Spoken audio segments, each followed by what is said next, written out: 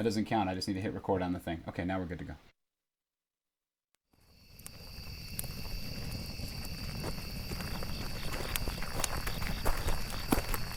Well, hello, friends. Welcome one and welcome all. I can't offer much in this outdoor hall, but sit here and rest. You must be weary, and I'll share with you Tales of Tyria.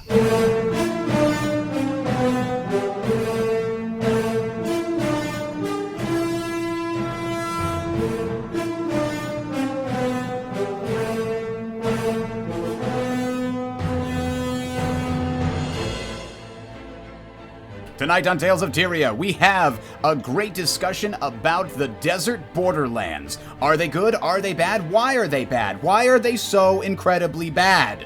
We'll be talking about that tonight. Stay tuned.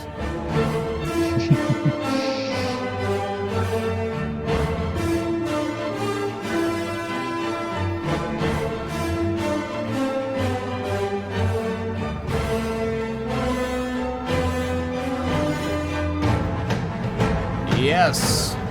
Welcome, ladies and gentlemen. Welcome one, welcome all, welcome to another exciting episode of Tales of Tyria. Said it right this time. We are almost live from somewhere in Lion's Arch. We are I have a hard time putting a lot of heart into an episode where we're going to be so critical about the game, because I know that this has been a contentious issue. So let me introduce my co-host, my good friend Freelancer. Welcome, sir. Hey, how's it going? Now, before we get started, let's just say we are mostly a World v. World guild, and the World v. World community in general has been very vocal about the new Borderlands. And Correct. I think ArenaNet has been listening, but they haven't been saying a lot, which has been making some people angry. So we're going to sort of try and dissect why people are angry and really get down to the root cause, because there are a lot of people making judgments about this is why it's wrong and this is why it's wrong, and they're looking at symptoms and not necessarily problems. So we're going to talk about all that tonight.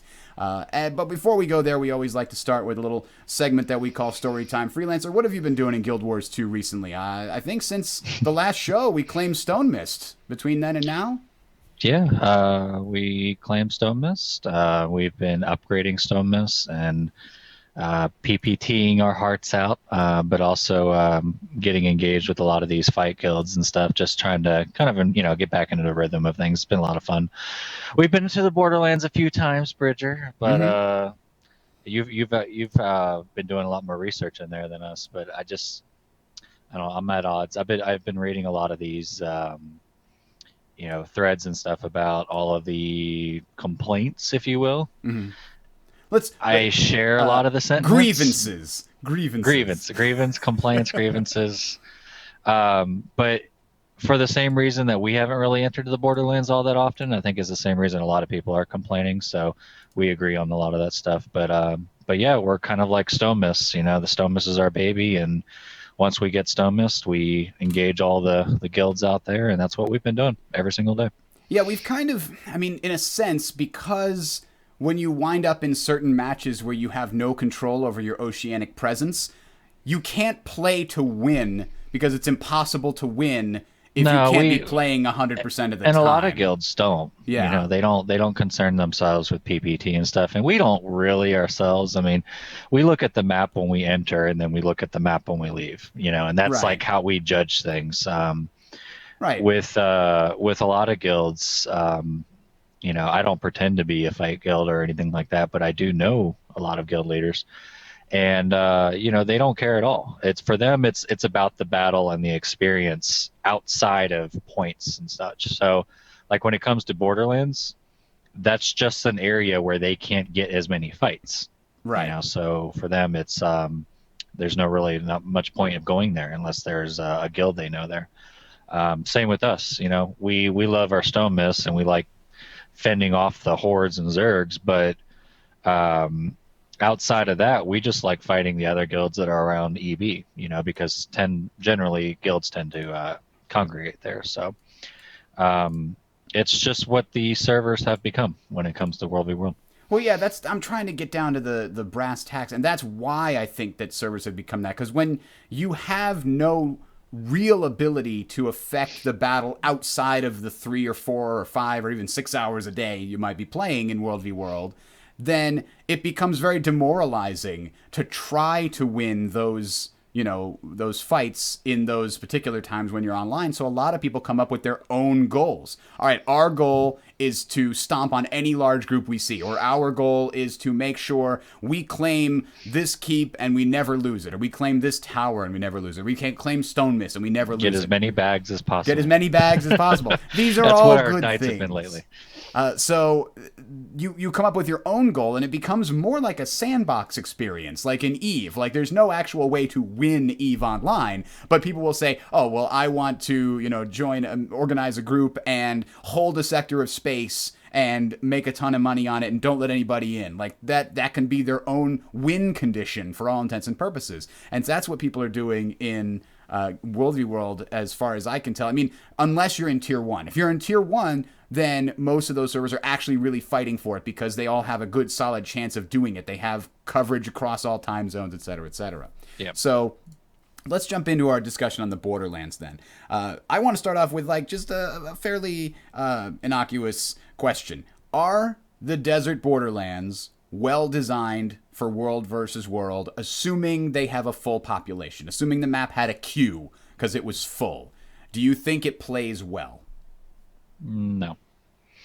There's not enough players. It's a lot of people think that the map's like too large. It's actually, believe it or not, it's about the same size as the old map as far as across. If you were just to look as a flat map, it is. The problem is the verticality of it. You got so many mountains and pathways. I mean, you could have two Zergs, 50 players each, completely run past each other because of all the chasms, twists, and turns, and they would never know, that they were there.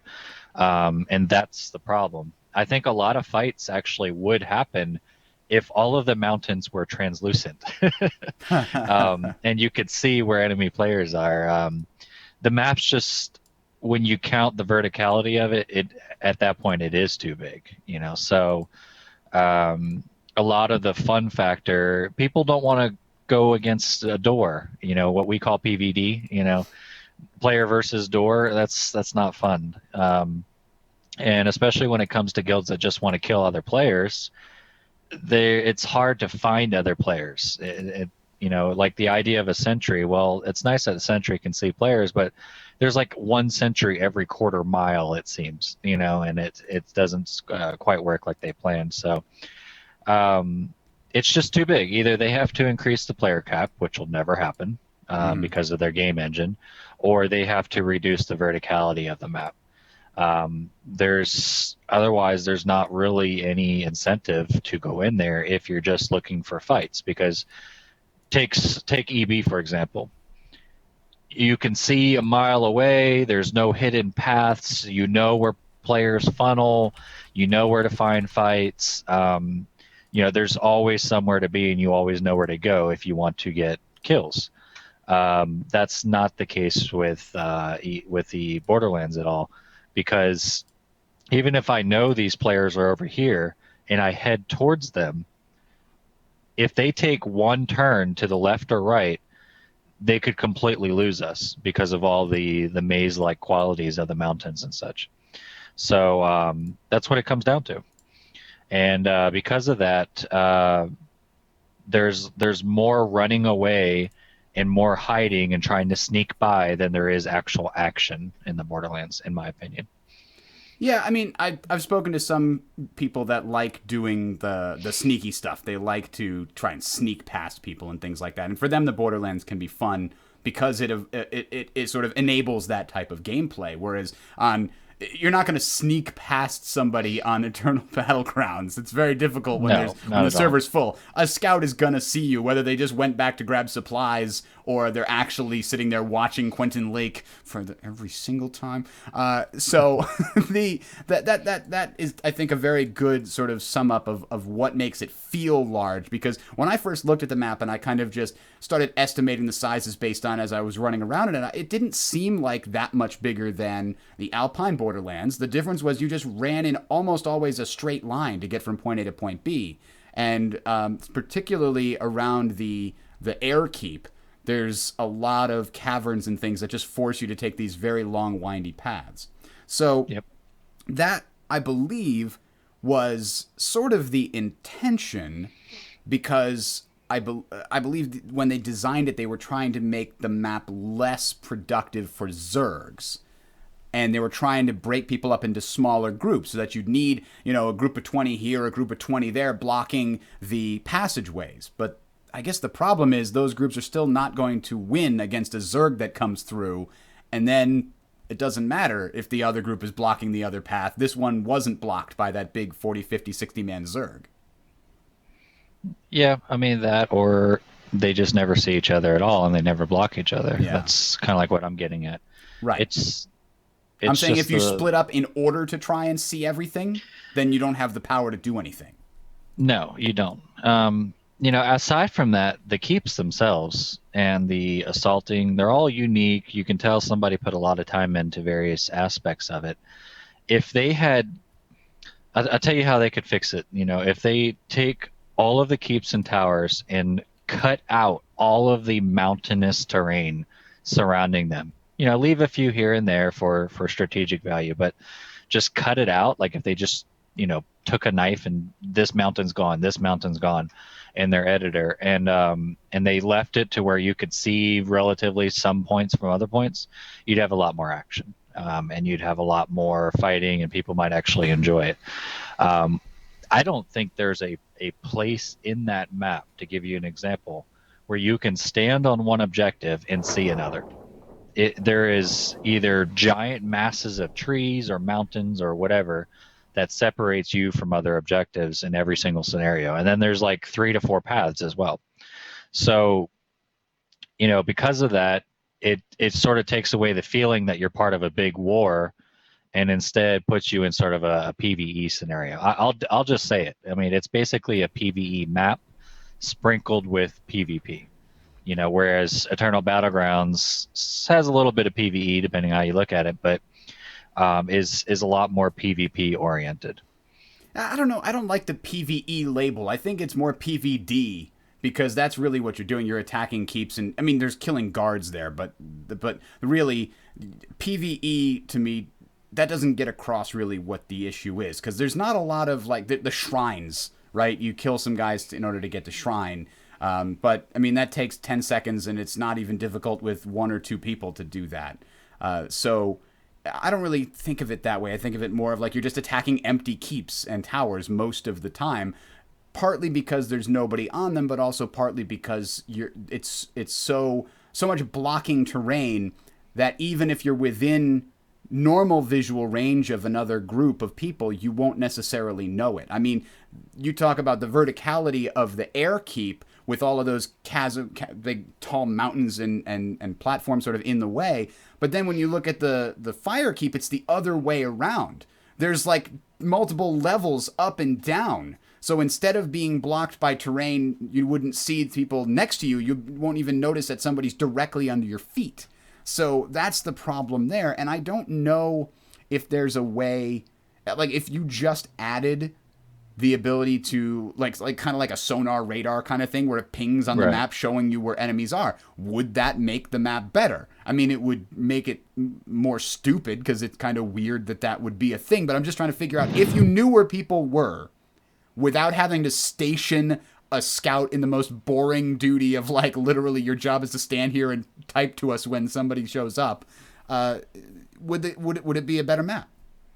No, because the pathways to get from point A to point B are still obnoxious. It's no fun having to go through a maze anytime you want to go from point A to point B. That's just the bottom line.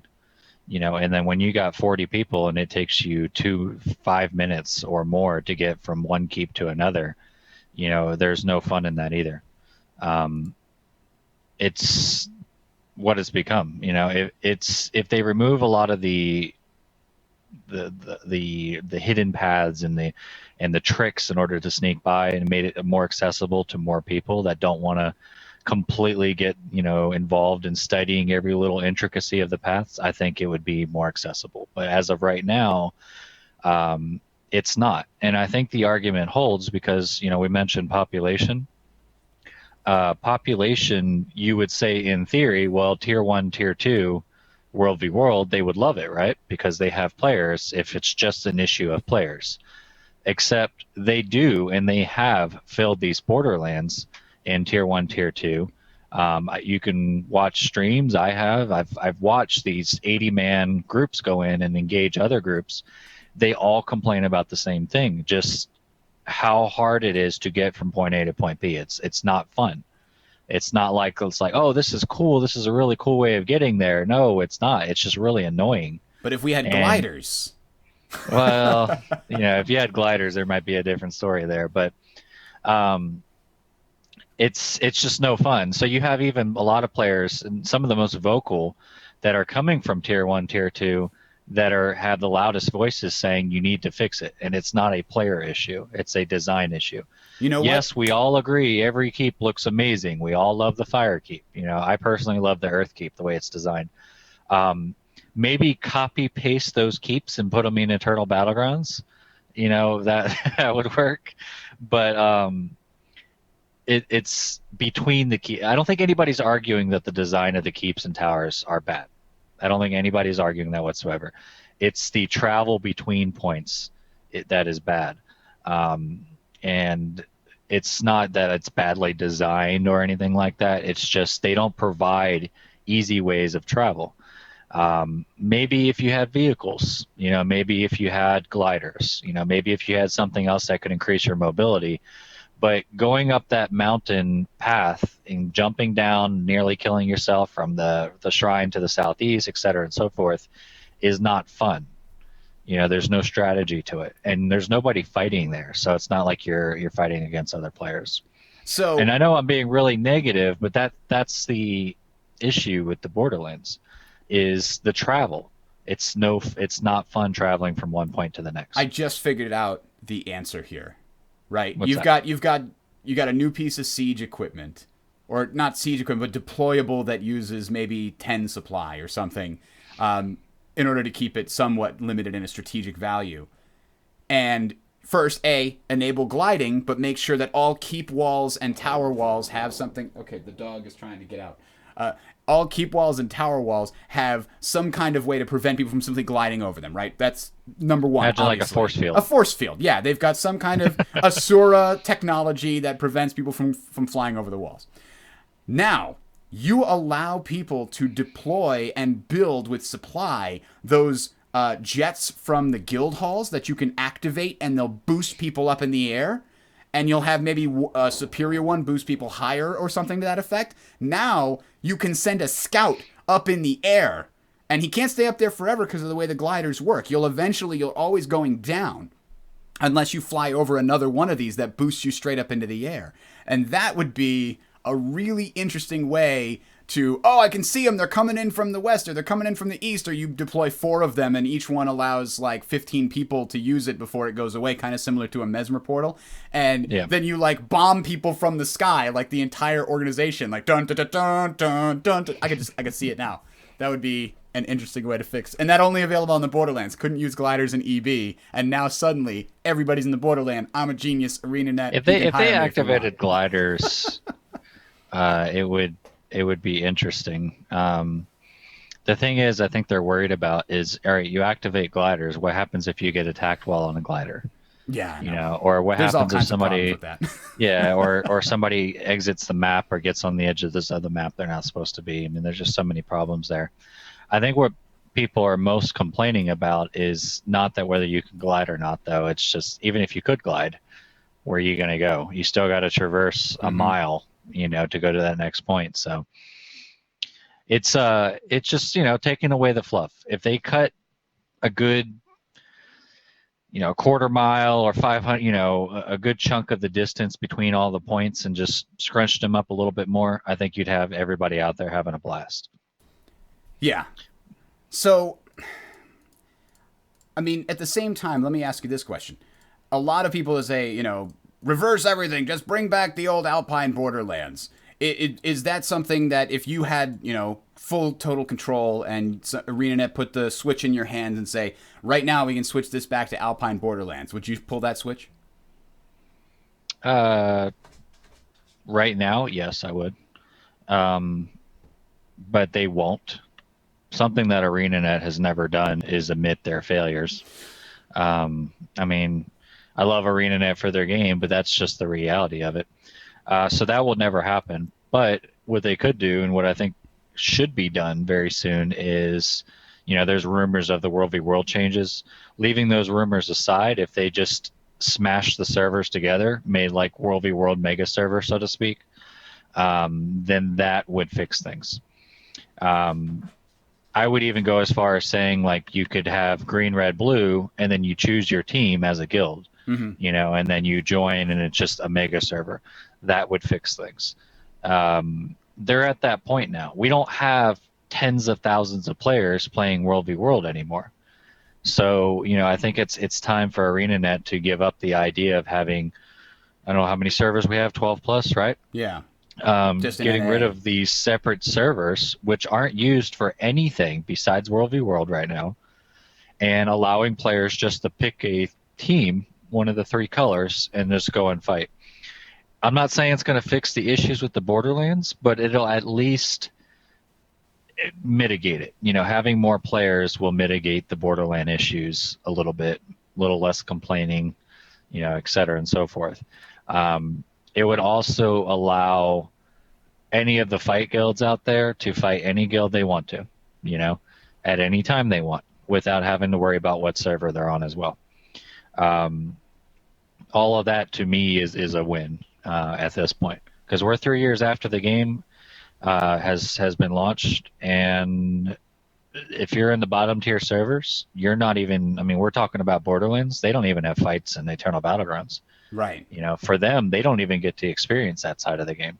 Yeah, I mean, we talked about that, I think, on the last show, about how that's just a horrible experience for a new player, that they don't even pick a server most of the time. They don't know that they should. It's just a box in the bottom corner. Right. Unless their friend says, hey, by the way, we're on this server, you need to come play with us, then the person winds up, due to a choice they made, 60 hours ago, winds up unable to experience 1/3 of the game, technically. I mean, if you think of it as the three different pillars, PvE, SPVP, and World v World. Correct. So, I mean, that's certainly true. But, I mean, there are a lot of really interesting and good things done on the Borderlands outside of the way that the issues that we just described. I mean, the fights with the Keep Lords and the Tower Lords are certainly a lot more interesting and engaging. Are there any other things from the Borderlands that you would like to see implemented in the Eternal Battlegrounds? Like the shrines? Do you think the shrines or that kind of a system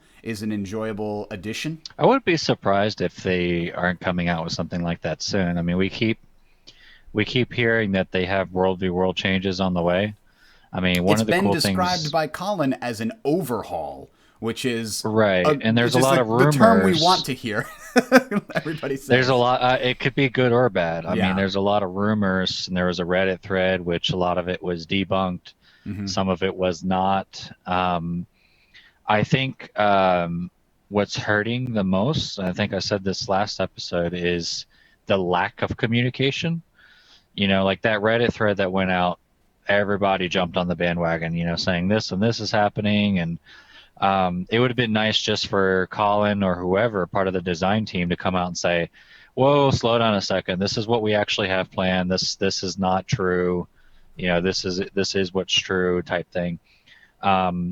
People just want to hear that something's being changed. Even if it's just a little morsel of information, it's better than the complete darkness that everybody is in right now, which is the problem. Yeah, I agree with you, but at the same time, I also understand and sympathize with the developers of many games out there who have, in an attempt to placate people while they were working on something, revealed some information about an upcoming change or a balance fix or this or that. And then when they actually wound up releasing that content, it was different and people lost their freaking minds. Like, they just go on, there's 17 threads on the forum like, you said it was going to be like this, but it's like that instead. What the hell? Like, they just, it's unreal how ridiculously unempathetic people can be for developers who are trying to make this the best they can. And you have to understand that if you learn about something while it's still being worked on, it's subject to change. Doesn't matter how many times you tell people that information. Some people don't get that memo for some reason. And they still, you know, if it's not like that, then they for the next 6 or 8 or 10 months, anytime anything bad happens to that person, it always comes back to, well, they should have done it the way that they said. Yes, well, they probably tried it, and in internal testing, it had a huge problem that you aren't thinking of, moron. So anyway, sorry, I'm not a little bit angry at those kinds of people, but I'm just saying, in ArenaNet's defense, if they are not sure what they're doing yet, I don't blame them for being silent on exactly what they're doing, but being 100% radio silent, and the only way that we know that anything is being done is Colin, I don't know if it was an accident or not, but like in a random Reddit reply said something about a World v. World overhaul that's being worked on. Yeah. That's not good PR, really. Yeah, I think... I mean, let me ask you, Bridger, how much of the player population do you think actually plays, like, that buys gems, right? Because you got to look at it through ArenaNet's eyes. You know, they have to look at the income, right? So the players that buy gems that actually continue to fund the game, how many of them, percentage-wise, do you think actually plays World v. World? Gosh, it's got to be 10% or less. Right. So therein lies...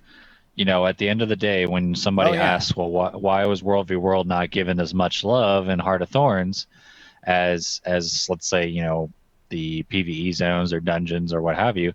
Well, there's your answer. Right. It doesn't make it. Yeah, I mean, that's the case in pretty much every company. Is you have to be able to justify the budget spent on a feature or an entire gameplay mode, really, because it's not as simple and quick as everybody. I mean, building World v. World in the first place had to have been a massive undertaking, and then another massive undertaking to fix the culling issue, and then another massive undertaking to redesign the map that we got in the Borderlands. I mean, all of those things were fairly intense, and the raids are another thing. They don't just spend a little while designing a map and a boss. Like, that takes a lot of work to iterate and make sure that the feedback to the player is correct, and making sure that it's not too difficult, and making sure that there aren't any weird ways that if you get everybody to stand on this rock, he can't hit you, like some weird stupid thing in there. And so, yeah. Well, that said, I mean, we're talking about 10% of players now, but what do you think it was at launch? Oh, that's another good question. I would guess it was more like 20% at launch. I think it was a lot more than that. You think more than that? I think at launch, when the World v. World excitement was high, and people had a lot of pride in their server, and everybody wanted to fight for their server, you know, aside from PvE and dungeons, this is before Fractals, I think the percentage of players was much, much higher. So the question, which I don't have the answer to, but the question is, what changed 3 years ago when lots of players had a lot of pride in their servers and such? Where did it change from that to now, where you basically have, I mean, for all intents and purposes, you basically have fight guilds and people that just don't want to do PvE, you know, that aren't playing any other games. So what happened between that time period? I think it was just the realization that because I think the people that joined the World v. World joined, and would talk about the server pride thing, they wanted to win. But the only actual measure of winning is done over the entire week, and the system is flawed insofar as it gives a much higher preference to the number of people you can bring in the oceanic time zones that'll lock down 2/3 of your points throughout the day, than it does when most people in NA or in the EU time zones are playing. And I'm not trying to say that Oceanic players are ruining it for everyone. I'm saying the system is designed poorly in that sense. I think there's a way to there's definitely a way to make the game, bring the mode back to about winning. Like, people lost hope.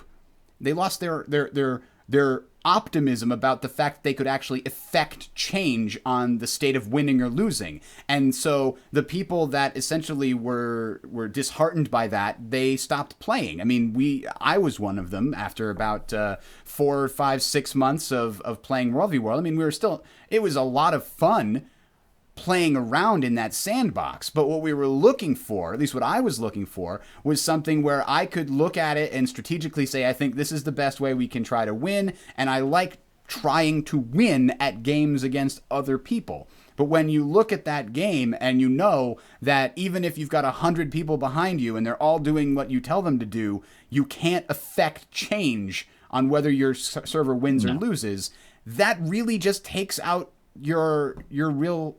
That's what drives people, and those people leave, and that's what we did too. So I would come back though and say, I don't think it's... If Heart of the Thorns, one of the reasons that I bought into it were the changes that they were making to World v World. And to be fair, the changes that they had made between when I left after 6 or so months of playing when the game launched, and before Heart of the Thorns, the changes they made to World v World in that time were pretty good.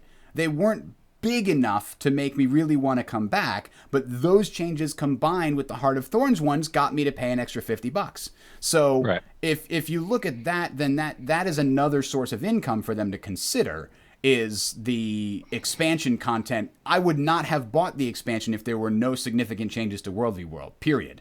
But what about the Revenant hammer coalesce? That has started to ruin enjoyment of World v World the last couple of weeks. Everybody's been posting threads about it. We're at that break now where we're only 2 months old coming back, and we're starting to be able to wipe fight guilds and stuff, and we're having a good time. Then out of nowhere, we're getting one shot by entire guilds that are rolling all Revenant. It could be 12 people. It doesn't need to be a lot. It is. Yeah, so, I mean, aside from Borderlands, we want to talk about broken.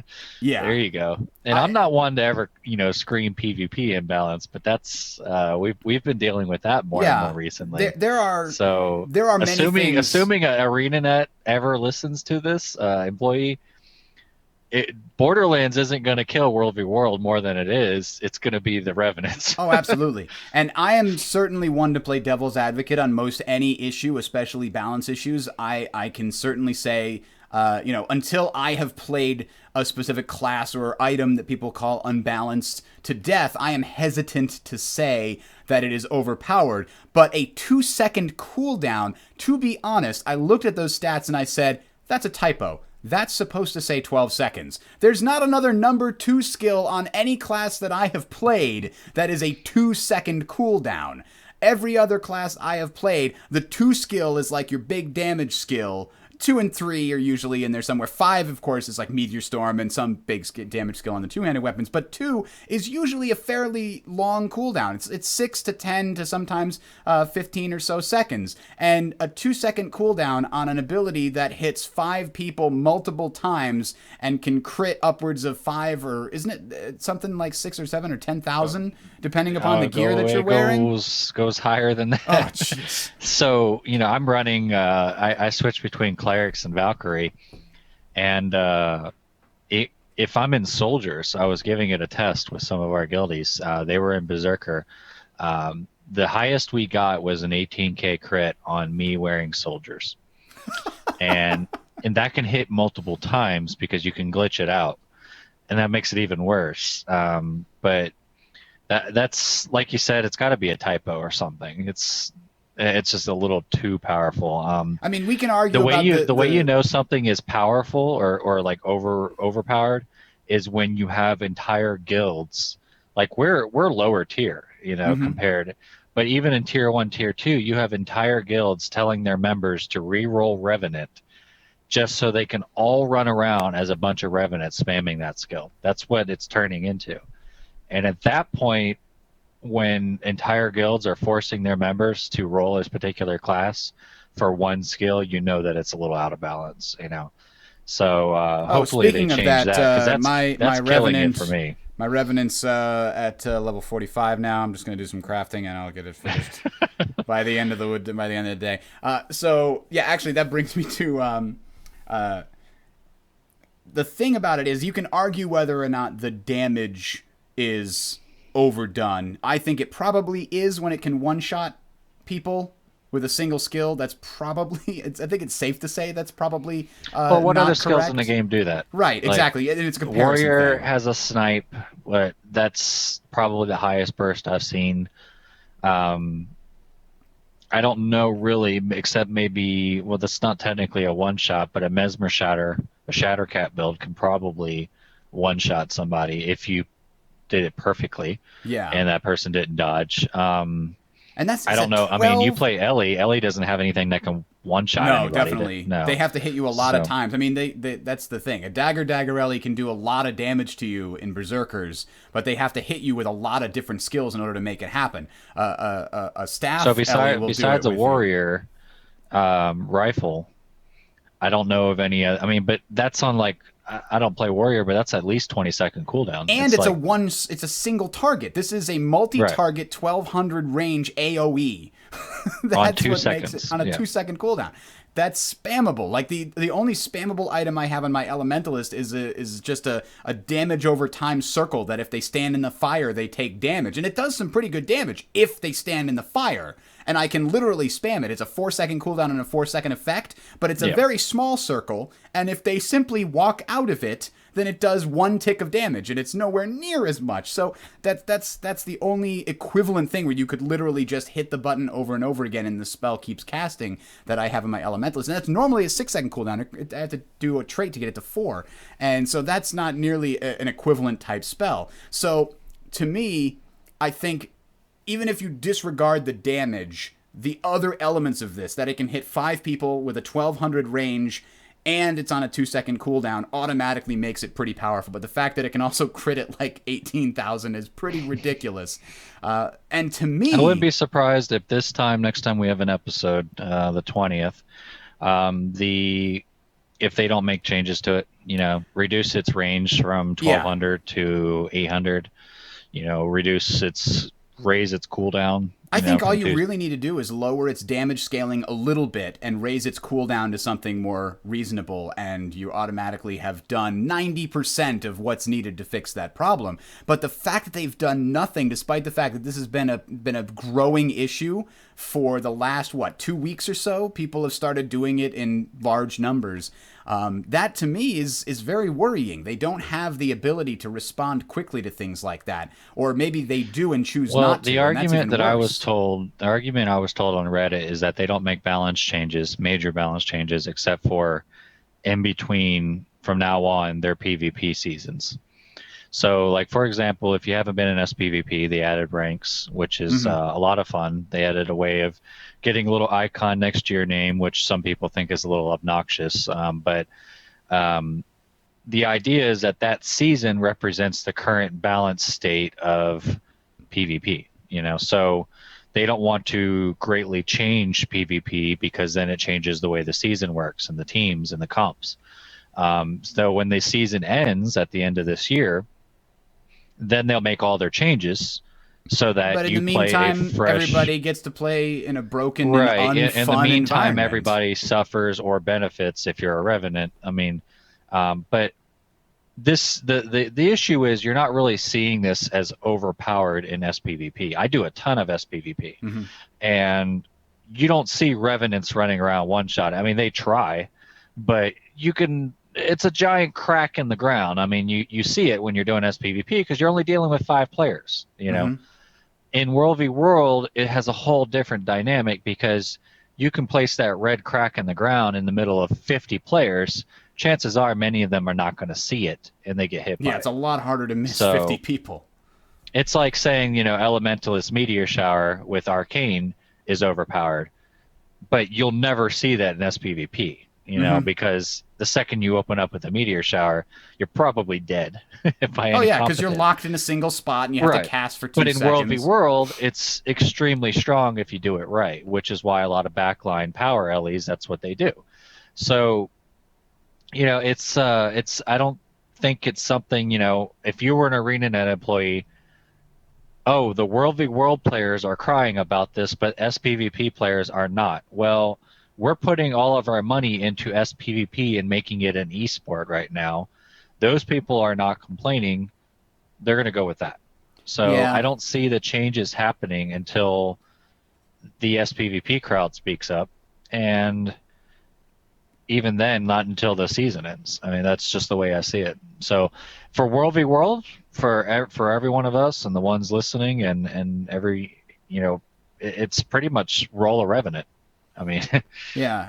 roll a Revenant if you want to deal with Zergs. I completely understand their hesitance to make major balance changes during the PvP season, as it were. But you know what other esport like game out there has a very big following and still has to make balance changes? In fact, disable some types of characters or mechanics when they become a problem due You're to not a talking about bug. League, are I'm you? talking about League of Legends. They don't make huge changes during the season, but they make tweaks here and there. And if something is found to have a major problem, they'll disable the character. Now, I couldn't see ArenaNet disabling Revenants for World v World, but man, I actually would think that that would be like, yes, we're disabling it for 2 days while we work on fixing this problem and getting a new patch rolled out. They really should have done that when it started to become an issue and was affecting the enjoyment of their World v World population. Now, I don't think they can disable Revenants just for World v World. That would require probably a lot of coding in and of itself. But they could have just said, okay, this is clearly too strong. Clearly too strong. Since the PvP group isn't really using this skill anyway, lowering it down isn't going to be a huge problem for them. I mean, somebody should have pulled the trigger and just said, increase the cooldown on that. That'll solve the problem temporarily. We'll come back and balance it again later. Right? That just seems to Yeah. me like that was the easy path and they didn't take it. Yep. It's Apricot in chat, brought up a good point. MOBA is a lot different, in Yeah, regards it to is. it. I know. And it's a lot more competitive too. You hop in, hop out of games. It's not like World v World where you're dedicating many hours of your night to make any sort of difference.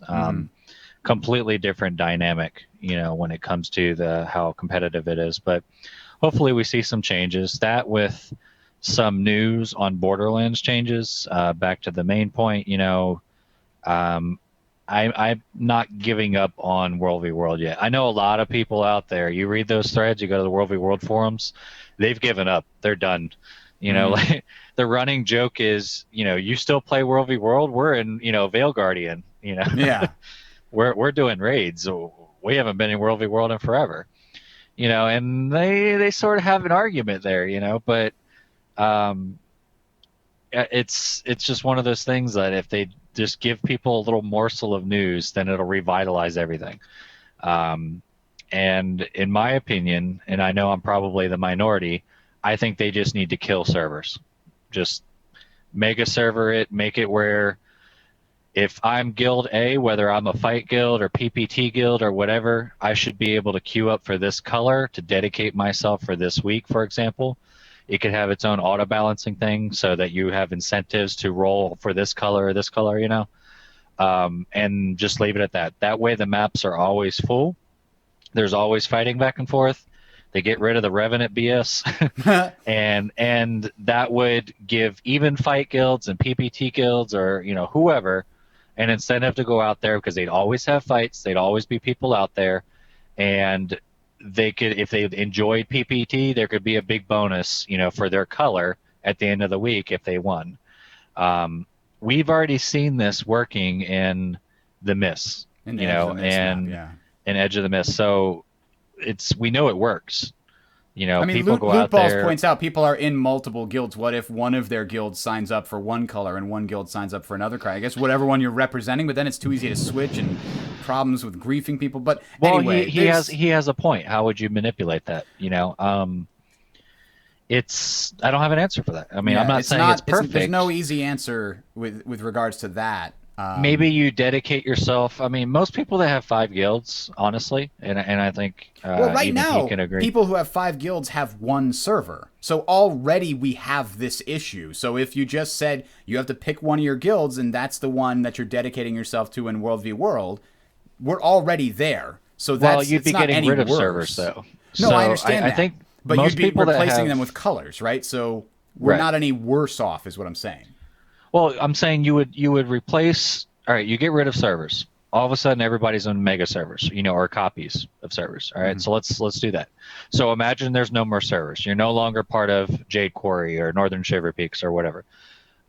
At the start of every World v World reset, you as a guild leader queue your guild up for a particular color.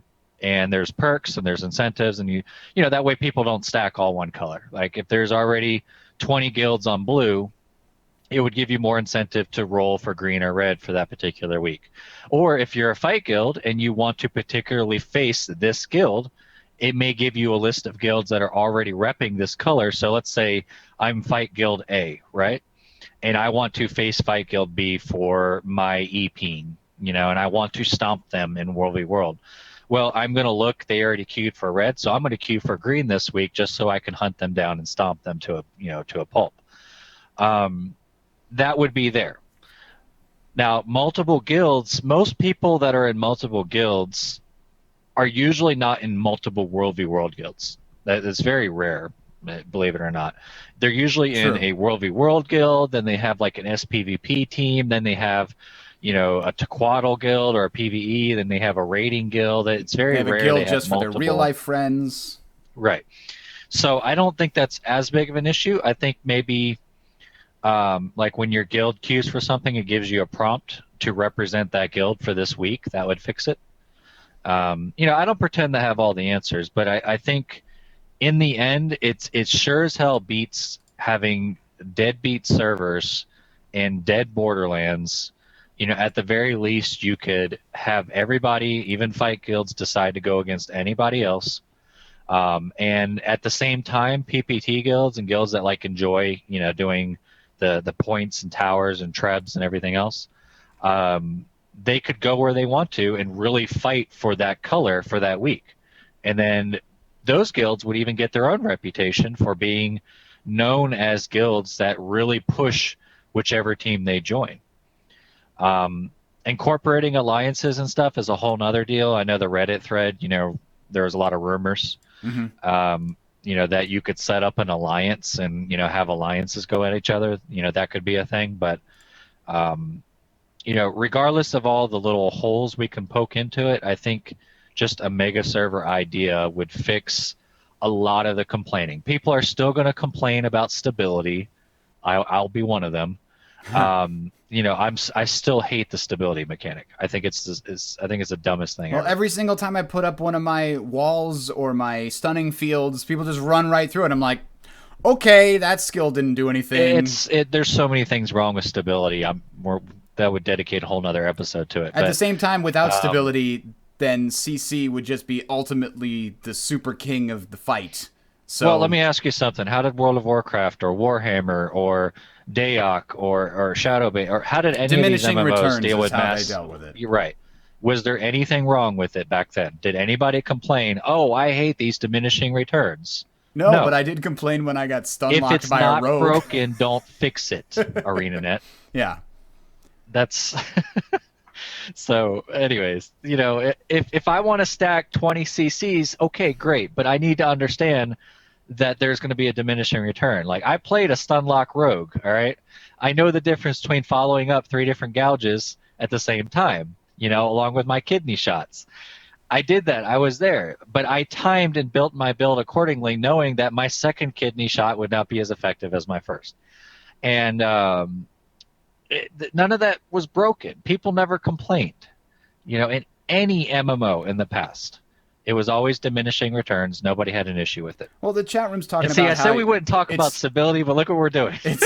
it's a tool that allows melee characters to actually get within range of the ranged characters. Is really what it is, because there's plenty It different is, ways to stop but what? them. But that didn't stop warriors and paladins and stuff in WoW, for example, from getting in melee range of a mage or a warlock. Yeah, but that's It in part that's because they had more robust healing, isn't it? They took less damage and it was easier to heal your frontline I don't know about that. warriors. I mean, as warrior they were didn't have that going much there. healing. No, no, and no. Warrior didn't have the healing, but you had a priest nearby who was healing him as he tried to get through the. Yes and no. I mean, it's.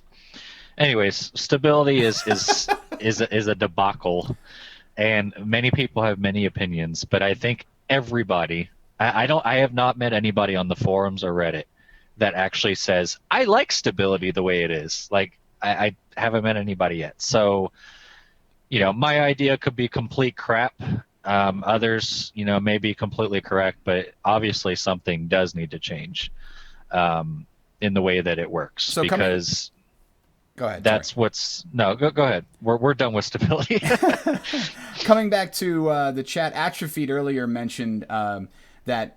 I mean, we're talking about the World v World community with their grievances on not making any changes until after the PvP season is done. But the SPVP community is also like, okay, but you should have done a balance patch before the SPVP thing started, because there's a lot of people that have issues with the current meta of SPVP being very stale and very frustrating to fight against. And I know I've seen people were saying, oh well, they said that the hot release was actually the balance patch for all the classes. Yeah, but they added brand new classes and specializations.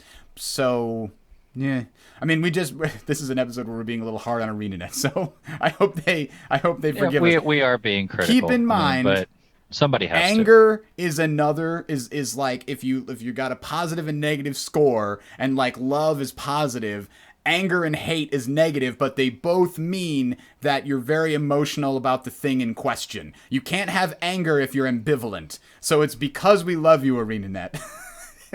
and because we love Guild Wars 2 that we have to be. Well, if we hated here. the game, we wouldn't be playing it, would we? Yeah, there'd be no podcast. It's the same thing with the people on the forums, though. They'll try to tell you different. They'll say, I hate this game. And it's like, okay, yeah, but you clearly enjoyed it enough to get angry about the fact that it changed. If you really were ambivalent and you didn't care, then you wouldn't even check the forum, right? Or maybe people just want validation. That could also be the other thing. But anyway, I'd like to end today's show. We're going to be a little shorter today because we've got some things that we need to get done. But I'd like to end with a story, because I didn't get to do my story time. Free ran right into the Borderlands. So, on a closing note, there are some people that immediately spoke up and said they like stability the way it is. So I apologize. There are people out there. I mean, I've seen a lot of people that want it to go back to the way it was before. I prefer the old stability. Yeah, like I'm in that camp. And Apricot brought up a good idea. This was done in Warhammer. I was a huge Warhammer online player. Rest in peace. Great game, by the way. They in Warhammer, and Apricot brought it up there in chat. They adjusted skills for various game modes. Mm-hmm. So, like for example, if you had a skill that was a heal or a damage skill or an AOE, it would behave in the stats and everything would be a little differently for different modes. Like we brought up the Revenant. Maybe that Revenant skill is like that in PvE and else because that's how it's balanced. But maybe it gets adjusted a little bit for World v World. Just it's a good idea he brought up. Yeah, and other games have done that successfully. Guild Wars 1 did that, but yes. I think ArenaNet specifically said it was frustrating that it was not the same. Like players expected it to work the same against players as it was against PvE, and so it was confusing.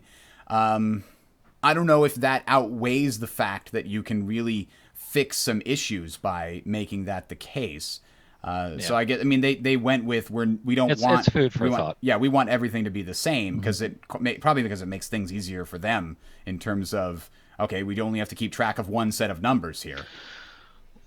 Well, there's an SPVP crowd that wonders if there's anybody in the offices that actually test these balances. But rest assured, I'm sure there is, and they do know what they're doing. I mean, at the end of the day, there's always going to be that group of people, that complain, and there's going to be a group that doesn't complain. The reality is, people that are okay with the game they're not the ones that go to the forums, Yeah. and type up, posts and stuff. The people that are upset are the ones that go to the forums. So naturally, it looks like a ton of people are complaining, when in reality, that's usually not the case. And I think ArenaNet knows that as well. And that's generally what you have to take in when you see Reddit and when you see all these forum threads and stuff. You have to understand that these are just people that are upset. Yeah. It's not reflective of the other tens of thousands of players that don't go to the forums because they don't have a need to, except to look up a guide or something like that. Yeah. No, you're definitely right there. And I mean, we always talk about the forums are usually the vocal minority, but Usually, yes. it's hard to tell when that shifts unless you just keep track of how many people are posting and you see, oh well, there's a lot more people posting now than there were, before the patch. Right. And so it seems like this actually is a real phenomenon that more than the 5% who always troll the forums are experiencing. So yeah, that's, man, I do not envy the people who have to make these kinds of decisions, especially because, like we mentioned before, they don't always get the freedom to do what they think the community would enjoy the most, because everything has to be justified within a budget somewhere. If you could have like an infinite budget, then everything would be great. There would be no problem. You wouldn't have to justify, having an entire team of, 30 people working on a World v. World revamp.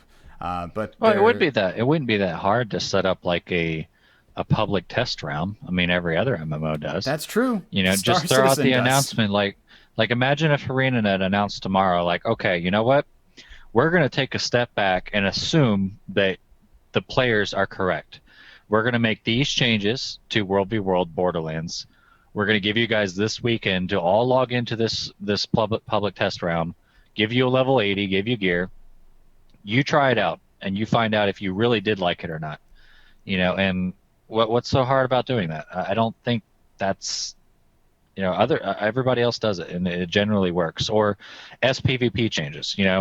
This is the upcoming SPVP balance patch. We're going to throw it on this test realm. You log in, you test it out, you find out if it's actually good or bad. I think at the end of everything else, people would just enjoy that, or being able to test these things ahead of time. Because what's frustrating to a lot of players is when we're talking about World v. World and SPVP and stuff like that, the majority of these players never get to test it or see it ahead of time. It just gets thrown at them. Okay, here you go. We hope it works. Yeah. And that frustrates a lot of people. Yeah. It's an interesting that they've had so much success despite not having any of those public test servers.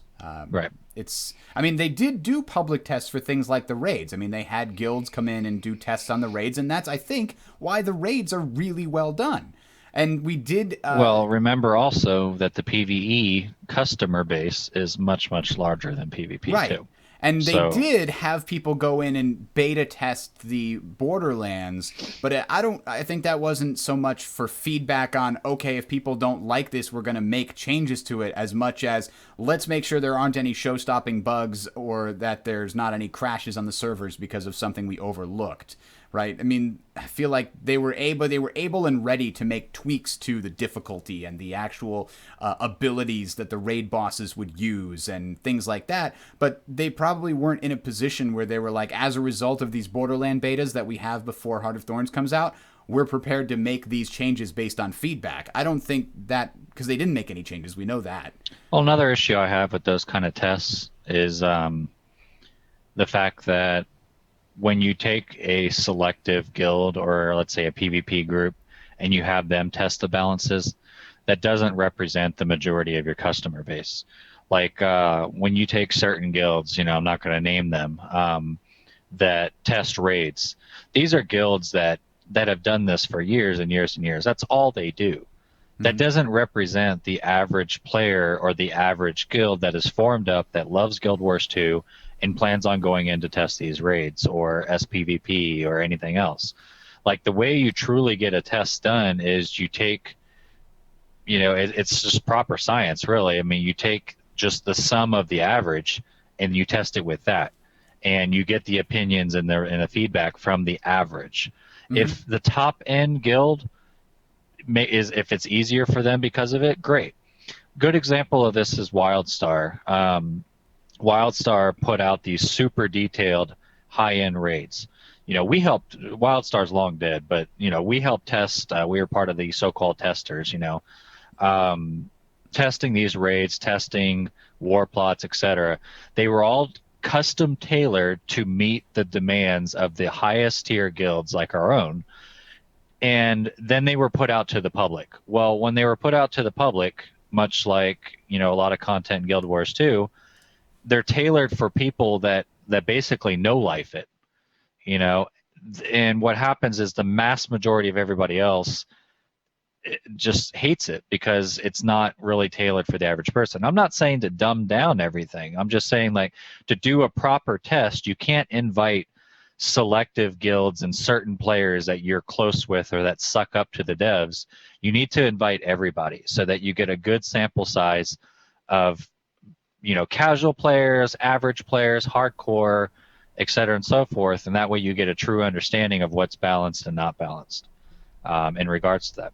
No, you're not wrong. Just my opinion. That's how focus groups work. They specifically ask for information. Are you familiar with this product ahead of time? And they take advantage of the fact that now they have detailed information. Oh, well, of the people who are already familiar with this, here's how many of them liked it, and here's how many of them didn't. And of the people who are not familiar with this, here's how many. Like, you can break things down and get more data, and it turns out that, the people who weren't familiar with this had a worse time with it. We have to improve our teaching methods within this particular thing. We need to improve our instructions, whatever the thing is. So in that case, that's kind of how it needs to be done. And in order to get that data, you need to survey everybody, not just the hardest of the hardcore. And don't get me wrong, I'm not saying cater to the casuals when they complain that they can't do the raid. It's just get their feedback too. Understand the position they're in, as well as the position that a hardcore guild might be in. Is what I'm trying to say. Yeah, I mean, I think the way that the raids in Guild Wars 2 were designed were brilliant because they're difficult, and it takes quite a few tries, even for, hardcore guilds who understand every single skill and every single everything. But at the same time, the feedback, what the boss is doing to you, is very apparent. It's not impossible to figure out, we need to stun him here, or we need to, make sure to get him around in the different parts of the circle. Like, the feedback to the player of what went wrong last time is there. Every single time our group of casual people died, we knew what went wrong. We didn't move him around here fast enough, or we didn't get enough people to the green circle What you're in saying time. is that there's no RNG. Right. For the most part. But more than that, it's about making sure the player knows what went wrong when they failed. And if you design something that's very difficult, sometimes the reason it's difficult, instead of being because it's really hard to complete, it's because it's obfuscated. It's hard to understand. And I think what they did with the raids is brilliant in that they made something that's easy enough to understand, even for somebody who's not super familiar with raid mechanics. But at the same time, they still made it difficult to achieve. It's kind of that, the golden point of easy to learn, hard to master that games always try to deliver on. So That's what they need to take advantage of. That's the data that they get when they have samples from the highest of the high and the lowest of the low and the people in between. And we've gone way off the rails into raids now, but that kind of approach could be taken for World v. World as well. It's important to look at all of that. So here's hoping. I mean, this is a fairly critical episode, as we mentioned before, but it's because we love you, ArenaNet, and I'm very excited personally to see what they have in store for the World v. World revamp, because I've never felt like they were able to give it their full attention. Even when the game came out, it was sort of the last thing they had completed. And I'm sure that the designers there weren't completely satisfied with how it. I mean, they had to go and make some changes to the siege and stuff over time. And I'm excited to see what happens in the future. Yep, we'll find out. Indeed. All right, before we go, I have one very important story to tell you. I am a game master for a Dungeons and Dragons game that takes place here every once in a while. And we have been doing the official the Wizards of the Coast Dungeons and Dragons Rise of the Dragons campaign thing here.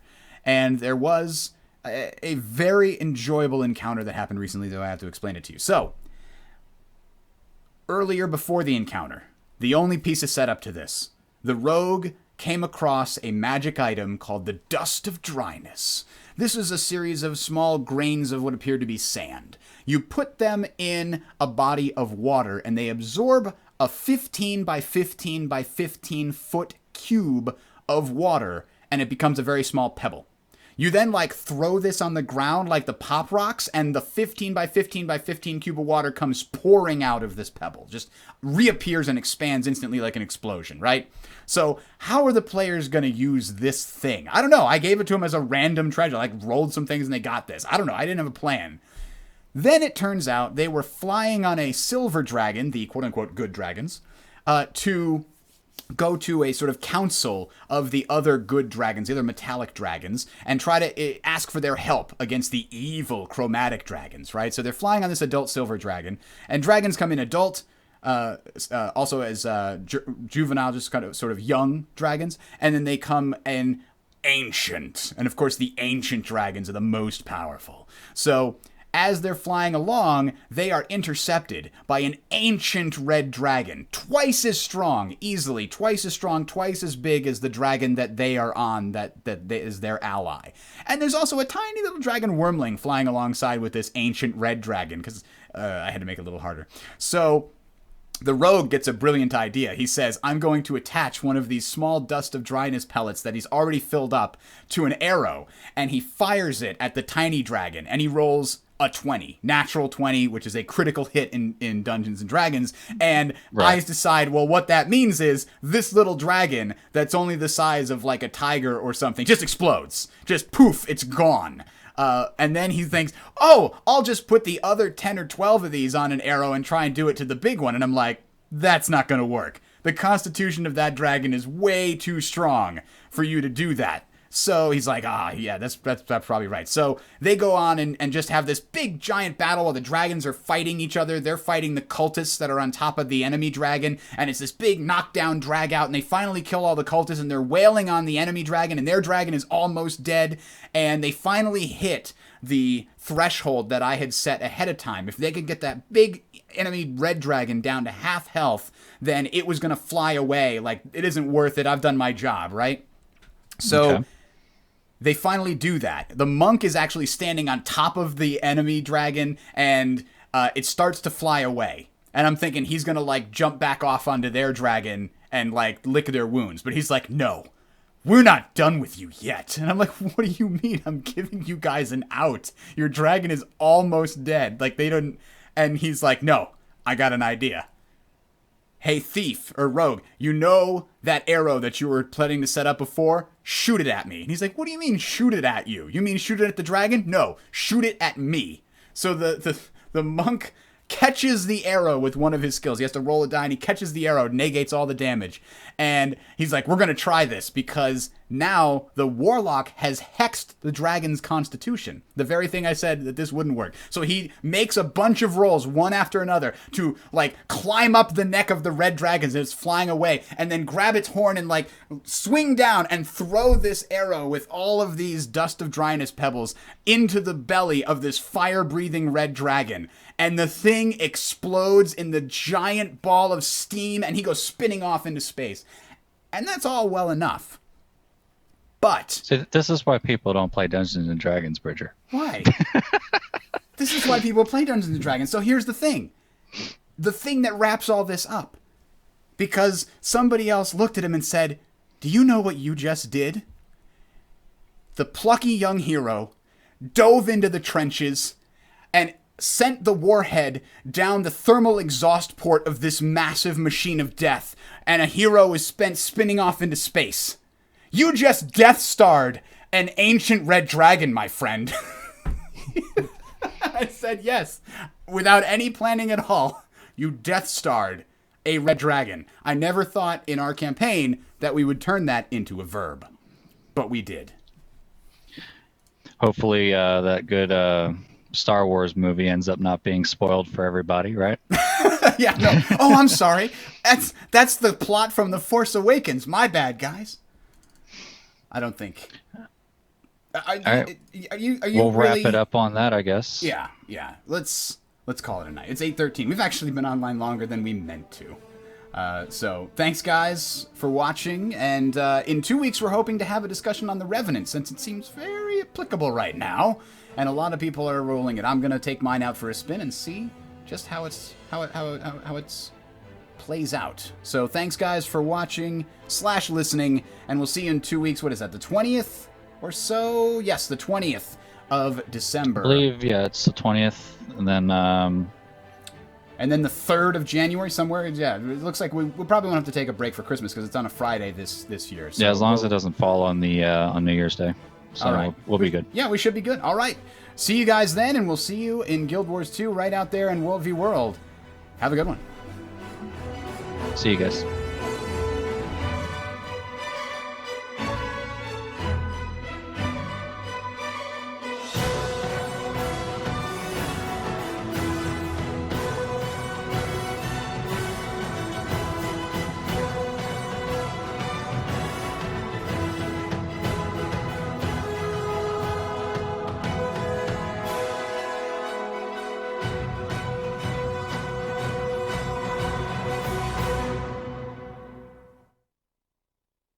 All right, thanks, guys.